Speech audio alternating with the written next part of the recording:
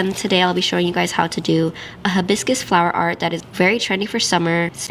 I'm just going to paint the whole surface, and first you're going to be taking your white gel and you're going to be needing a dotting tool and a liner brush. Getting a little bit of gel onto your dotting tool. Start off with the first petal by adding 3 little dots. Do that 5 times so that way these will be the petals for your hibiscus flower. Don't put them too close because we are going to add some detail in the inside as well. And you do not want to cure this because you will be taking your liner side, adding a little bit of gel on it, and you're going to be drawing the petals, little lines connecting to the 2 outer circles, like so. And remember not to connect the petals too much because it looks better when it's separated. And then you're going to be drawing the inside. You're going to be doing light strokes for these so that way it looks more detailed. And you're not going to fill it in all the way. We're just going to be fixing it up so it doesn't look too harsh. And then we're going to be adding a little line like this in the middle. So this is going to be our stem. And then back with our dotting tool, we're going to be adding 3 dots on one side and 3 dots on the other so that it adds our stem.